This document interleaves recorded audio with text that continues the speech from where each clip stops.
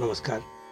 चंद्र राशीप्रमाणे कन्या राशींच्या व्यक्तींना मे 2025 या महिन्यासाठी मी आता मार्गदर्शन करणार आहे.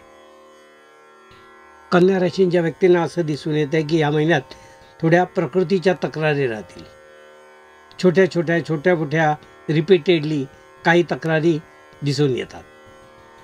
त्याच्यामध्ये खूप काही मोठा आजार किंवा असं काही दिसत नाही आहे, पण सतत काही ना काहीतरी छोटं मोठं तक्रार राहील असं या ठिकाणी दिसून येत आहे. तर त्या गोष्टींकडे दुर्लक्ष करू नये, कारण आपल्या स्वतःच्या बिझी शेड्यूलमध्ये हे सगळं आपल्याला निभावून न्यावं लागेल. त्यामुळे या गोष्टींकडे आपण लक्ष ठेवा. थोडंसं त्यामुळे मानसिक तणाव निर्माण होईल, कारण आपलं काम आणि आपली प्रकृती या दोघांची सांगड घालता घालता थोडंसं तणाव निर्माण होईल. पण आपण योग्य मार्गदर्शनापेक्षा सुद्धा स्वतःच्या प्लॅनिंगनुसार जर आपण एखादं काम केलं किंवा या सगळ्या गोष्टी केल्यात तर तुम्हाला मोठासा काही त्रास यातून होणार नाही. कौटुंबिक बाबतीत थोडे पतीपत्नींमध्ये थोडे वादविवाद दिसून येतात किंवा वैचारिक तफावत दिसून येते. एकमेकांची मतं न पटणे किंवा नेमकं विरुद्ध मत येणे अशा काही गोष्टी दिसून येतात. तर सामंजस्याने या गोष्टी सोडवा असंच मी या ठिकाणी तुम्हाला सांगेन.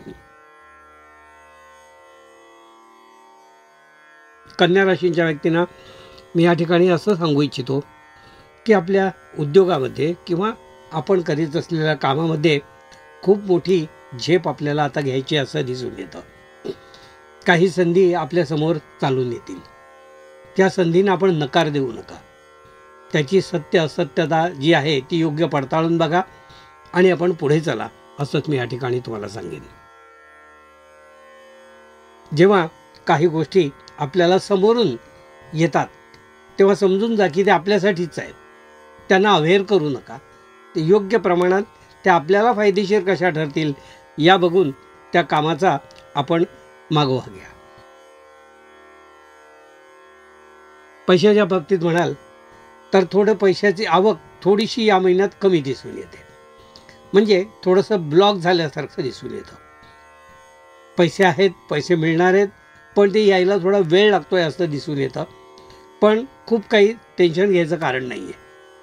ते तुमचं येणं जे आहे ते वसूल होणार आणि ते त्या वेळेत येणार. पण सध्या हातात यायला जेव्हा गरज आहे तेव्हा थोडासा त्रास दिसून येतो.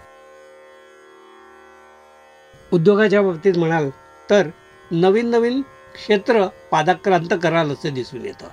नवीन गोष्टींचा परिचय होईल. हे करून बघूया, अमुक करून बघूया अशी काहीतरी मनात धारणा निर्माण होईल. जेव्हा धारणा निर्माण होईल तेव्हा लगेचच त्या बाबतीत काही ना काहीतरी प्रयत्न करा आणि त्या करण्याचा पुढे नेण्याचा प्रयत्न करा असंच मी या ठिकाणी सांगेन.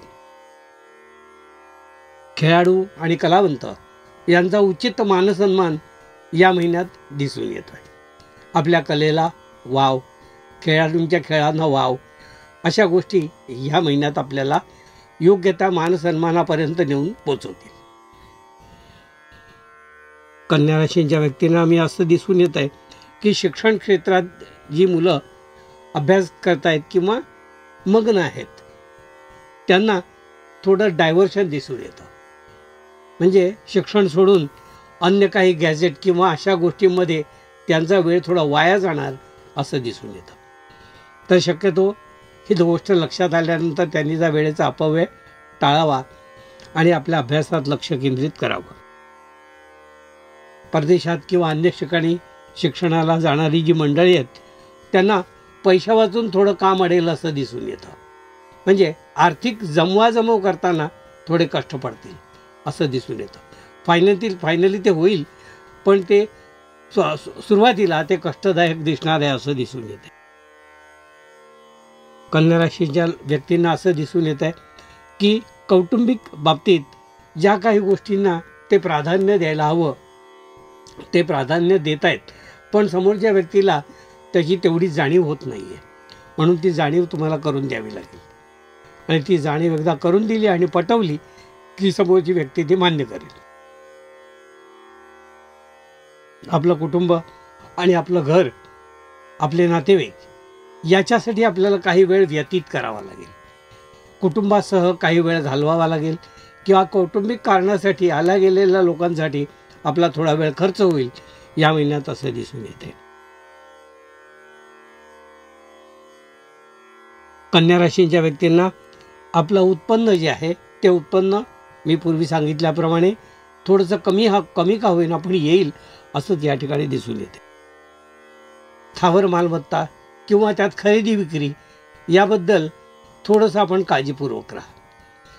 कुठलीही जमीन किंवा अन्य व्यवहार देताना किंवा घेताना फसवणूक होणार नाही याची काळजी घ्या.